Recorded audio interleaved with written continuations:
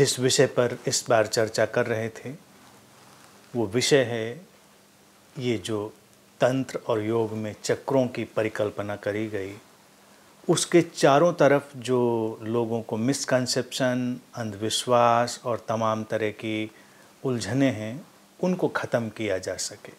तो इसीलिए इस सीरीज़ को नाम दिया था मैंने डिमिस्टिफिकेशन सीरीज।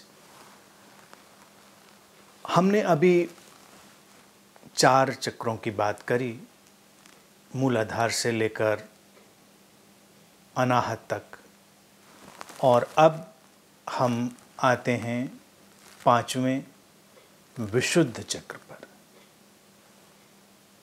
विशुद्ध चक्र का स्थान गर्दन पे माना गया, यानी कि जो कॉन्सेप्ट, जो बात समझाई जाएगी यहाँ पर, उसको हमने माना कि वो भावनाएं, वो जो जीवंतता की तरंगें हैं, वो हमारे इस कंठ से, थ्रोट सेंटर से कहीं न कहीं से अंतर संबंधित है।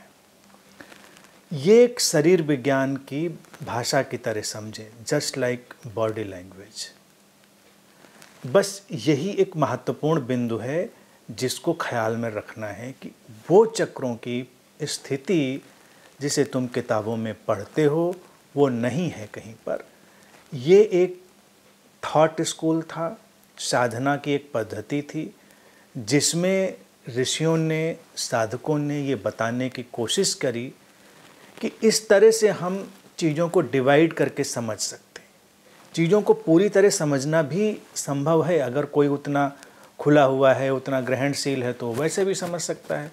लेकिन अगर मान लीजिए किसी को समस्या हो रही है, किसी को अड़चन हो रही है कि वो सारी बातों को एक साथ नहीं समझ पा रहा है, तो फिर उसको कुछ स्टेप्स में तोड़ दिया गया, और वो स्टेप्स भी इतने अच्छे, इतने लॉजिकल तोड़े गए कि आपको बात समझती चले कि ऐसा होना चाहिए पहले, फिर ऐसा होना चाहिए। जीवन की गहराई में जाना है तो हमको इस तरह से आगे जाना है।